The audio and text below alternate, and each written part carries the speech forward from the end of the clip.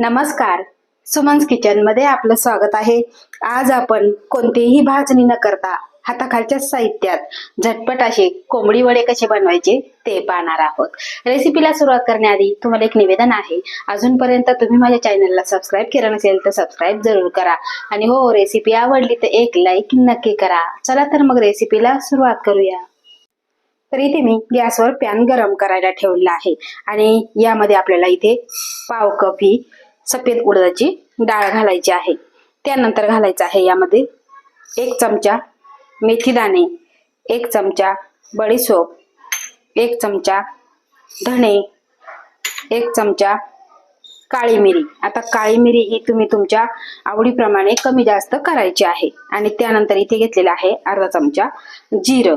आता हे खमंग असे आपल्याला वास सुटेपर्यंत भाजून घ्यायचे आहे। आता बऱ्याच वेळा काय होतं, सगळी अशी भाजणी केली जाते, गिरणीतून दळून आणली जाते आणि बऱ्याच वेळा वेळ नसतो। तर अशा वेळेस काय करायचं, झटपट अशी ही भाजणी तयार करायची। अगदी छोटीशी आहे, एवढंच फक्त आपल्याला भाजून घ्यायचं आहे। खमंग वास सुटेपर्यंत आपल्याला भाजून घ्यायचं आहे। तर इथे आपण मंद गॅसवर हे सगळं साहित्य भाजून घेतलेलं आहे।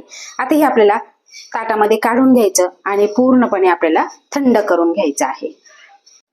तर इथे आपण जे भाजलेलं साहित्य ते पूर्णपणे थंड झालेलं आहे आणि इथे मी मिक्सरचं भांड घेतलेलं आहे, यामध्ये घालून घ्यायचं आणि आपल्याला बारीक अशी पावडर तयार करून घ्यायची आहे।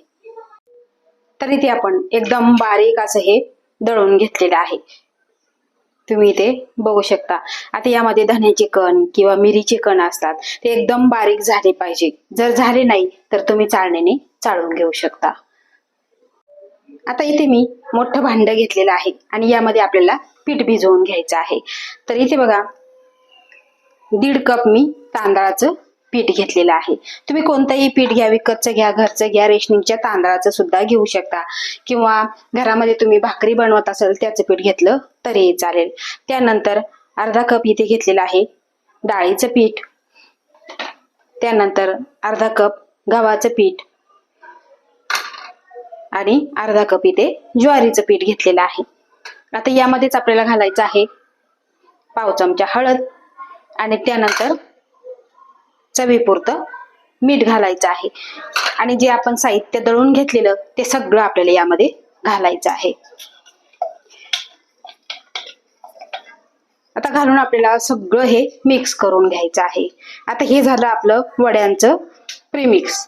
आता असं मिश्रण करून तुम्ही बरणीमध्ये भरून ठेवलं पाहिजे तेव्हा तुम्ही वडे बनवून खाऊ शकता।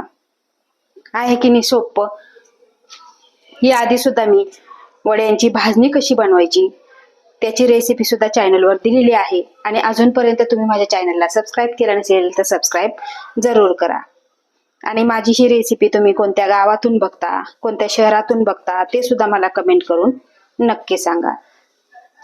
आता आपण जी पावडर, हळद, मीठ हे सगळं मिक्स करून घेतलेलं आहे। आता तुम्हाला किती वडे बनवायचे त्यानुसार तुम्ही यातलं पीठ काढून घ्यायचं आणि बाकीचं बरणीमध्ये भरून ठेवायचं। अगदी छान 3 ते 4 महिने हे टिकतं। आता हे सगळं आपण मिक्स करून घेतलेलं आहे। आता यामध्ये घालायचं आहे आपल्याला गरम पाणी। तर इथे आपल्याला अगदी थोडंसं गरम पाणी घालायचं आणि हे सगळं मिक्स करून घ्यायचं आहे। या पद्धतीने मिक्स करायचं आहे। खूप जास्त सुद्धा पाणी घालायचं नाही, फक्त थोडंसं घालायचं आणि मिक्स करून घ्यायचं आहे।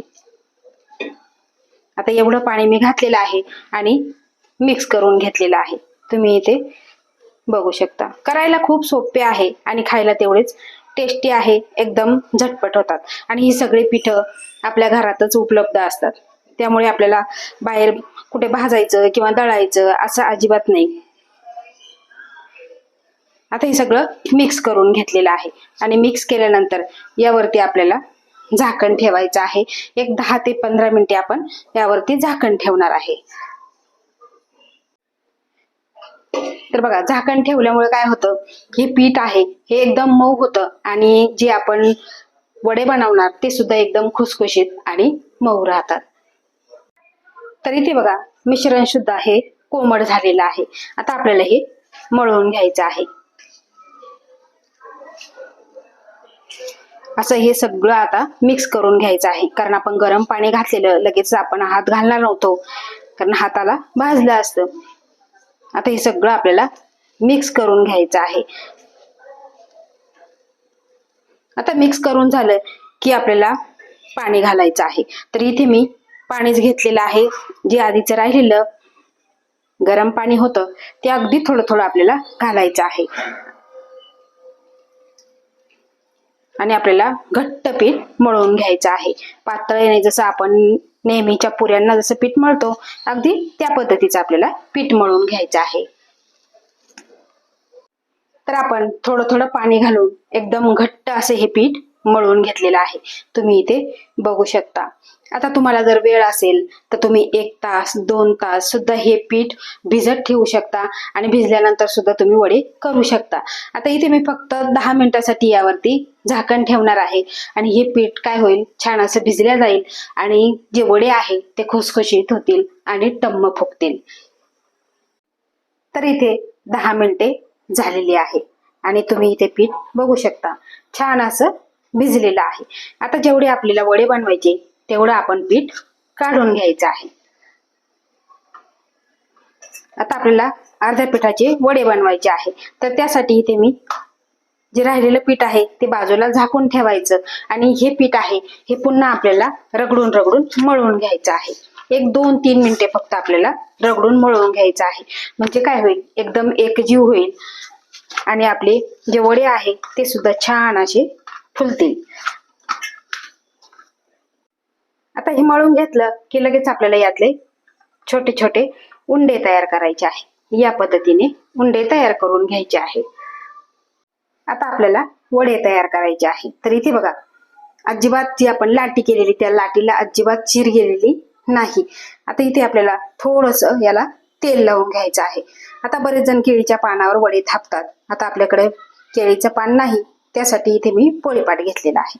आता फक्त यावरती आपल्याला बोटाने थापून घ्यायचं आहे. या पद्धतीने, अशा पद्धतीने ही थापतात किंवा तुम्ही या पद्धतीने जरी असे वडे केले तरीही चालतील, अतिशय छान होतात. आता अशा पद्धतीने केले का मध्ये याला होल पाडून घ्यायचं.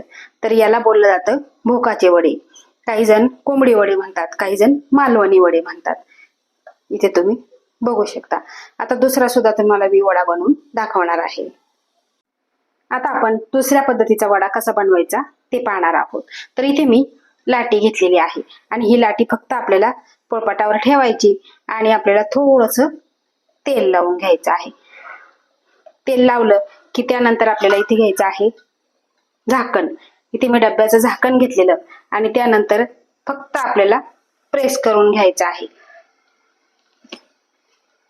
बघा, या पद्धतीने आपल्याला प्रेस करून घ्यायचा आहे आणि छान असा आपला वडा तयार झालेला आहे. आता ह्याच पद्धतीने आपण बाकीचे वडे सुद्धा तयार करून घेऊ. तर इथे आपण 5 वडे तयार करून घेतलेले आहे. आता तुम्हाला महत्वाचं एक सांगते, ज्या वेळेस तुम्ही पीठ मळायला घेता त्यावेळेस पीठ हे 1 ते 2 दिवसाचं ताजं असावं. आणि त्यानंतर सांगते, रगडून रगडून पीठ मळून घ्यायचं आहे आणि छान अशी लाटी तयार करायची. तरीही तुमची लाटी चिरटत असेल तर प्लॅस्टिकचा कागद घ्यायचा, त्याला तेल लावायचं, लाटून घ्यायचं आणि वाटीने कट करून घ्यायचं आहे. हे खूप महत्वाचं आहे आणि खूप सोपं आहे. तर चला आता ही वडी आपण तळून घेऊ. आता वडे तळण्यासाठी इथे मी तेल गरम करायला ठेवलेलं आहे आणि यामध्ये आपल्याला पिठाचा थोडा छोटासा गोळा टाकून बघायचा आहे. आता तेल चांगलं गरम झालेलं आहे आणि यामध्येच आपल्याला वडा सोडून घ्यायचा आहे.